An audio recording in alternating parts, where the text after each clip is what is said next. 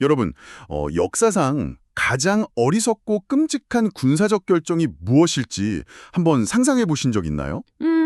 글쎄요. 뭐 워낙 역사에 실패한 전술들이 많아서요. 그러니까 제가 생각하기에는 100% 순금, 그 순금으로 만든 갑옷을 입고 전쟁터 한복판에 뛰어드는 일일 것 같아요. 아, 순금 갑옷이요. 그건 진짜 최악이네요. 맞아요.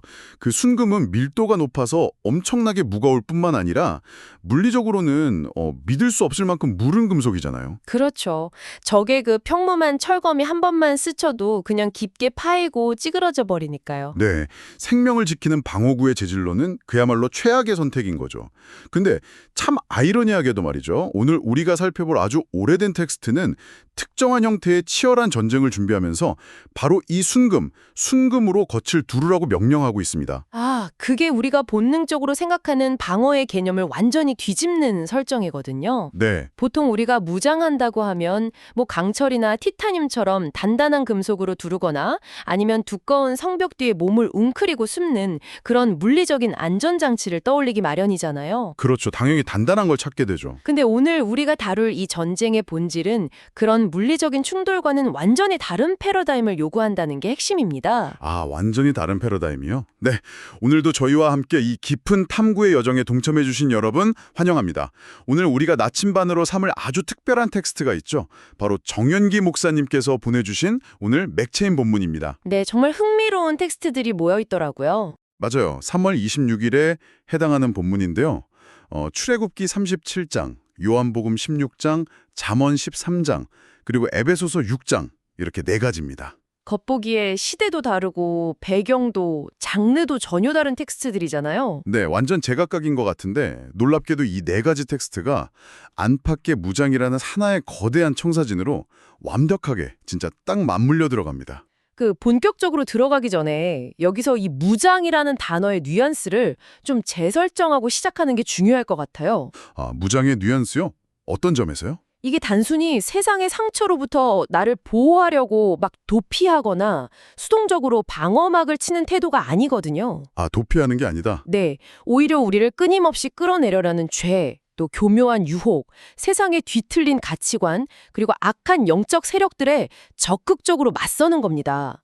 거기에 진지를 구축하고 마침내 승리하기 위한 대단히 공세적인 준비 과정, 이렇게 보셔야 해요. 오, 수동적인 방어가 아니라 영적 영토를 지켜내기 위한 치밀하고 공세적인 세팅이라는 거군요. 좋아요. 그렇다면 가장 먼저 우리 눈에 보이는 외관, 즉 외적인 무장부터 좀 파헤쳐 보겠습니다. 네, 아까 말씀하신 그 순금 이야기가 나오겠네요. 맞습니다. 그 출애굽기 37장을 보면요. 브살렐이라는 장인이 하나님의 명령을 받아서 성막 안에 핵심 기구들을 제작하거든요. 그렇죠. 등잔대, 불집게, 불똥그릇 같이 가장 거룩한 장소에 놓일 물건들을 만드는데 여기서 성경이 집요할 정도로 진짜 반복해서 강조하는 재질이 딱 하나 있습니다. 바로 순금입니다. 성막 내부의 그 시각적이고 물질적인 통일성을 순금이라는 하나의 재질로 철저하게 통제하고 있는 대목이죠. 근데 제가 서두에서도 던졌던 의문이 바로 이 지점이거든요. 아니, 우리는 지금 치열한 영적 전투를 위한 무장을 이야기하고 있잖아요. 네네. 물리적인 전쟁터라면 당연히 단단한 강철 갑옷을 입어야 마땅한데 네. 왜 굳이 충격에 한없이 약한 순금으로 겉을 두르라고 한 걸까요? 이게 참 궁금해지는 부분이죠. 제 말은 이게 단순히 하나님의 성소니까 비싸고 화려하게 보여야 한다. 뭐 이런 시각적인 장식 효과 때문만은 아닐 거 아니에요? 아, 절대 아닙니다.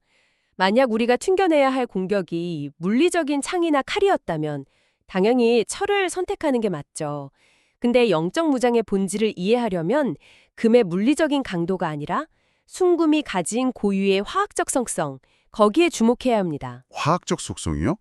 금의 화학적 속성이면 어떤 걸 말씀하시는 거죠? 강철을 한번 생각해 보세요. 간단해서 칼날은 막 튕겨낼 수 있을지 모르지만 시간이 지나고 비바람을 맞으면 어떻게 되죠?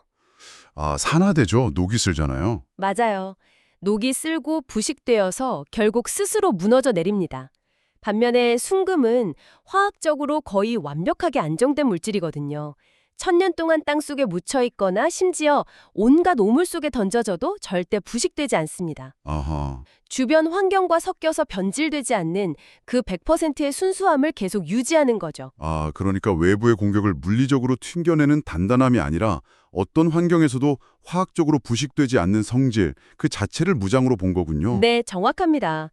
이것은 결국 세상 속에서 살아가는 우리의 외적인 삶의 태도와 직결되는 거거든요. 삶의 태도요? 세상 사람들은 우리의 내면 깊은 곳에 있는 신학적 지식이나 믿음의 크기를 직접 들여다볼 수가 없잖아요. 그렇죠. 겉모습만 보죠. 그들이 보는 건 결국 우리의 말, 행동, 직장에서의 윤리적인 선택, 이런 겉모습뿐입니다.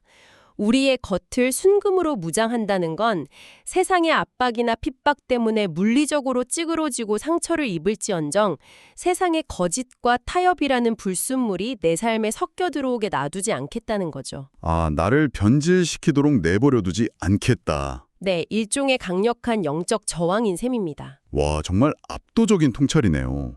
어둠과 타협이 만연한 이 세상 속에서는 상처 하나 없는 매끄러운 강철 가벽보다 여기저기 찌그러졌을지언정 결코 녹슬지 않는 순금의 정직함이 훨씬 더 강력한 무기가 될 수 있다는 거잖아요. 맞아요.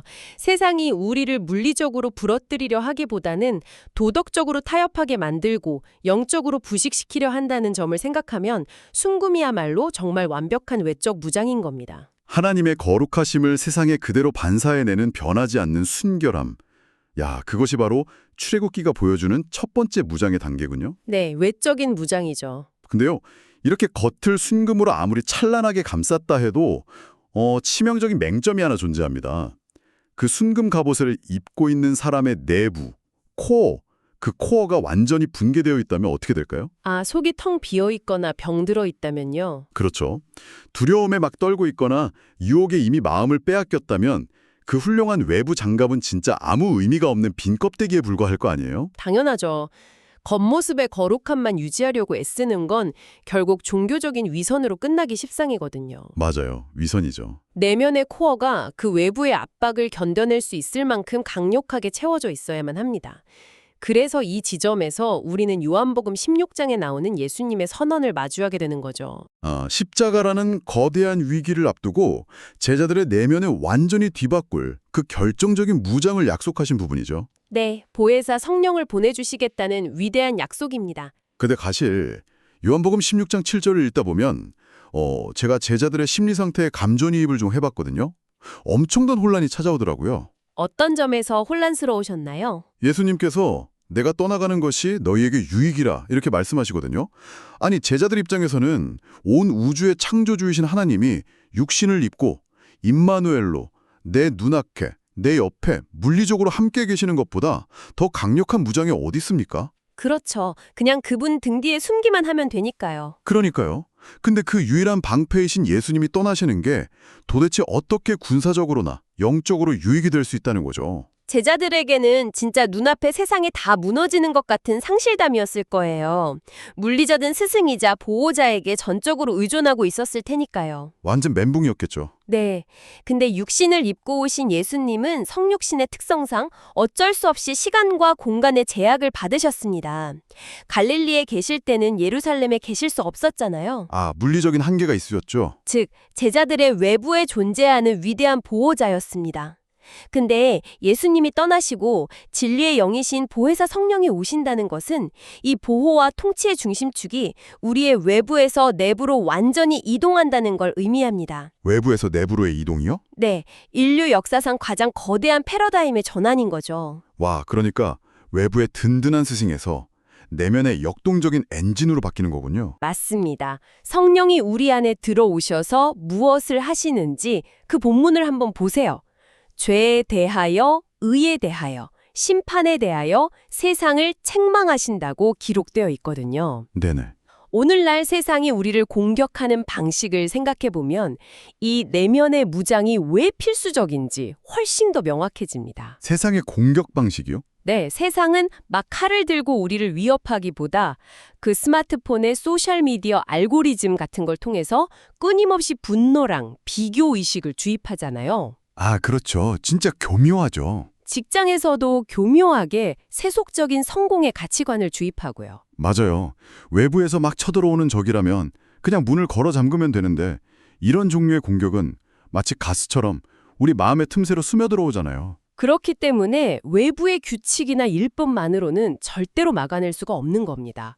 진리의 성령이 우리 내면에 내주하신다는 건 이 교묘한 독가스들을 실시간으로 걸러내고 분별해내는 완벽한 영적 정화 시스템, 즉 강력한 코어가 우리 안에 장착되는 것을 뜻합니다. 영적 정화 시스템? 외부의 압력에 억지로 순종하는 게 아니라 성령으로 말미암아 하나님의 뜻을 자발적으로 갈망하게 되는 거죠. 세상의 어떤 알고리즘이나 유혹도 뚫을 수 없는 궁극의 내면 무장이 완성되는 순간입니다. 아, 예수님이 내 밖에서 나를 지켜주실 때보다 성령님이 내 안에서 나를 움직이실 때 우리가 세상의 유혹을 분별하고 맞서 싸울 수 있는 진정한 자생력을 갖추게 된다는 뜻이네요. 정확합니다. 자, 이렇게 되면 밖은 산화되지 않는 순금의 순결함으로 두르고 안은 진리를 분별하는 성령의 강력한 코어로 꽉 채웠습니다. 완벽한 장비 세팅이 끝났어요. 네, 장비는 완벽해져. 하지만 장비가 아무리 좋아도 실전은 좀 다르잖아요. 당장 오늘 아침 출근길에서 혹은 직장에서 좀 껄끄러운 사람과의 대화 속에서 이 장비를 어떻게 운용할 것인가 하는 전술 매뉴얼이 없다면 무용지물 아닙니까? 그렇죠. 일상의 전투에서 우리가 취해야 할 구체적인 스탠스와 전술이 반드시 필요합니다. 이 일상의 전술을 가장 날카롭게 다루고 있는 것이 바로 잠언 13장입니다. 아, 잠언이요? 네, 1절을 보면 대단히 흥미로운 방어 전술 하나가 등장하거든요. 지혜로운 아들은 아비의 훈계를 들으나 거만한 자는 꾸지람을 즐겨 듣지 아니하느니라. 훈계와 꾸지람을 듣는 것이 영적 전술이다. 아, 언뜻 들으면 이게 너무 수동적이고 도덕적인 교훈처럼 들리는데요. 그렇게 들릴 수 있죠. 근데 일상에서 우리의 영적 장갑을 가장 쉽게 뚫고 들어오는 치명적인 약점이 무엇인지를 역으로 한번 생각해 보셔야 합니다. 치명적인 약점이요? 그것은 바로 영적인 교만과 자기 확신입니다. 세상은 끊임없이 우리의 자아를 팽창시키는 메시지를 던지거든요. 아, 내 마음의 소리를 들어라 뭐 이런 거요? 맞아요.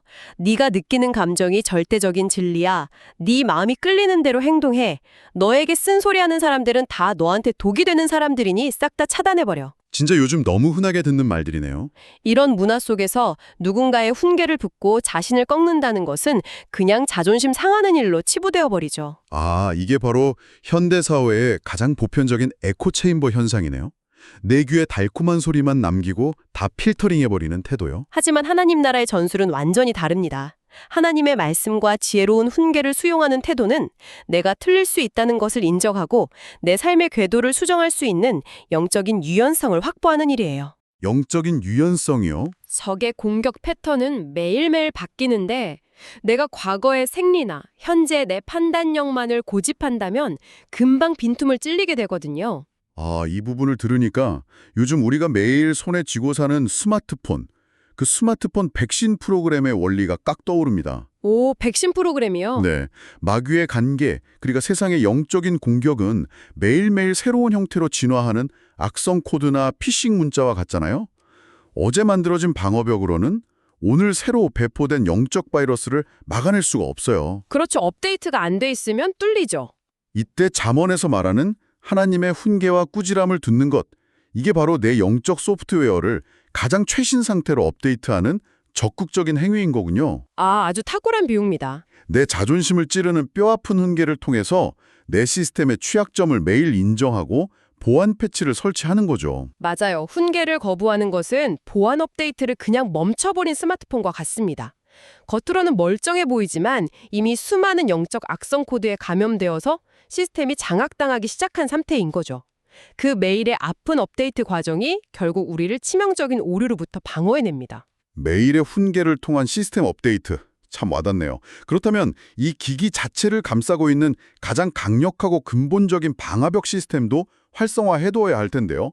여기서 에베소서 6장의 전신갑주가 등장하는 맥락이 완벽하게 이어지네요. 네, 에베소서 6장은 우리가 겪는 일상의 모든 짜증과 갈등 뒤에 숨어있는 거대한 본질을 폭로하거든요. 본질을 폭로한다고요? 있는 악의 영들을 상대함이라 이렇게 말하죠.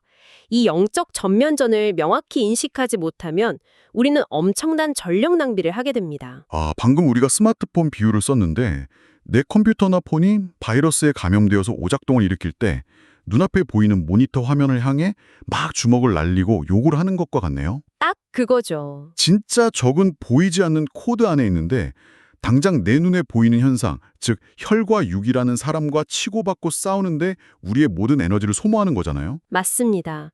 그 오류를 범하지 않게 해주는 시스템이 바로 하나님의 전신갑주입니다. 구원의 투구, 의의 호심경, 진리의 허리띠, 평안의 복음의 신, 믿음의 방패, 성령의 검, 이 모든 무장들은 하나같이 우리가 사람을 향해 주먹을 치는 것을 막아줍니다. 아, 사람을 미워하지 않게 해주는군요. 네, 그리고 보이지 않는 영적 세력을 향해 하나님의 진리와 의로움으로 대적하도록 우리 시선을 완벽하게 교정해주죠. 자, 이쯤에서 흩어져 있던 퍼즐 조각들을 거대한 하나의 그림으로 쫙 맞춰보겠습니다. 정영기 목사님께서 보내주신 오늘 맥체인 본문, 이 본문이 우리에게 제시하는 안팎의 무장은 참으로 숨막히게 치밀합니다. 물리적 위협이 아니라 영적인 타협을 요구하는 세상 앞에서는 산화되지 않는 순금처럼 변함없는 외적 거룩함을 둘러야 하고요. 네네. 그리고 우리 마음을 흔드는 교묘한 유혹 앞에서는 내주하시는 보혜사 성령이라는 절대적인 내복 코어를 가동해야 하죠. 님의 뼈아픈 훈계를 달게 받아들여서 내 영적 시스템을 매일 업데이트하는 유연함을 발휘해야 합니다. 그리고 마침내 내 눈앞에 얄미운 사람이 아니라 그 배후의 악한 영들을 향해 전신갑주라는 완벽한 방화벽을 전개하는 것. 이것이 오늘 우리에게 요구되는 입체적인 무장의 실체입니다. 네. 이 모든 차원의 무장이 결합될 때 우리는 비로소 세상을 두려워하며 숨어있는 자들이 아니라 세상을 거스르고 압도하며 하나님의 통치를 선포하는 진짜 영적인 군사로 서게 되는 거죠. 여러분, 오늘 이 깊은 대화를 마무리하면서 여러분의 상상력을 자극할 좀 도발적인 질문을 하나 던지고 싶습니다. 우리는 지금까지 철저하게 개인의 무장에 초점을 맞추어 이야기해왔거든요. 네, 나의 순금, 나의 성령 충만, 나의 업데이트와 전신갑주였죠. 네, 근데 잠시 상상해 보십시오. 이 완벽한 안팎의 무장을 마친 전사가 결코 혼자가 아니라면 어떨까요?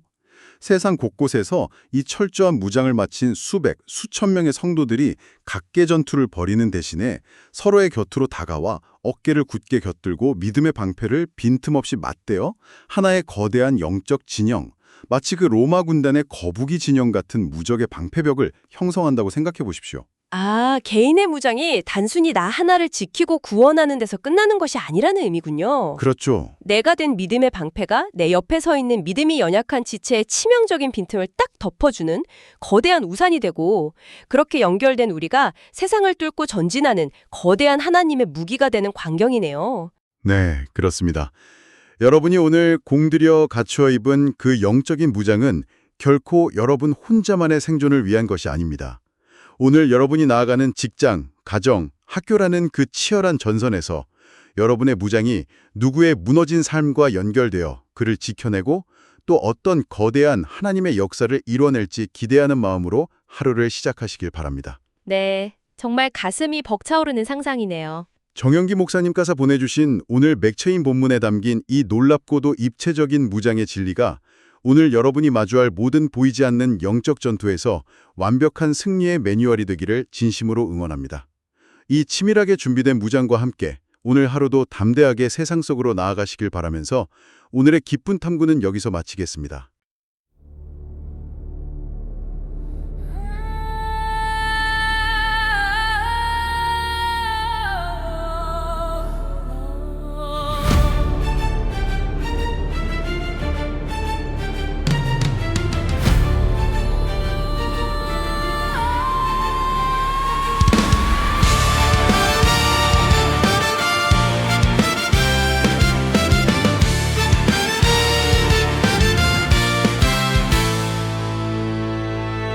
조각목회 위에 정금으로 입히고 순금 등잔대와 분향단을 만드네.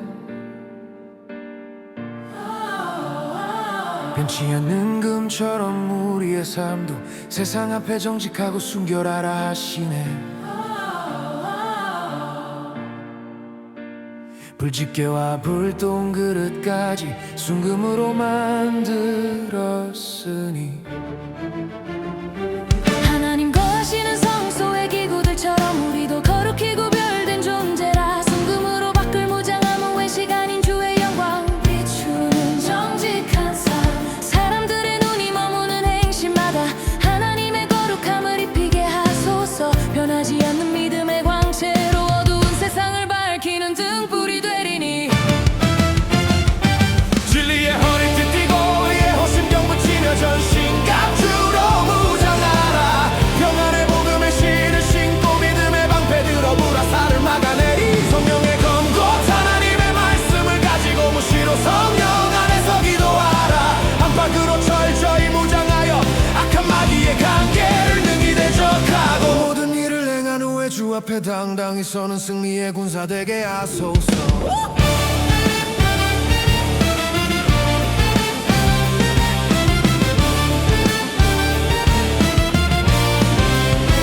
내가 떠나가는 것이 유익이라 주님 약속하신 보혜사 성령이 오셨네. 죄와 의와 심판에 대하여 세상을 책망하며 우리를 진리로 인도하시니.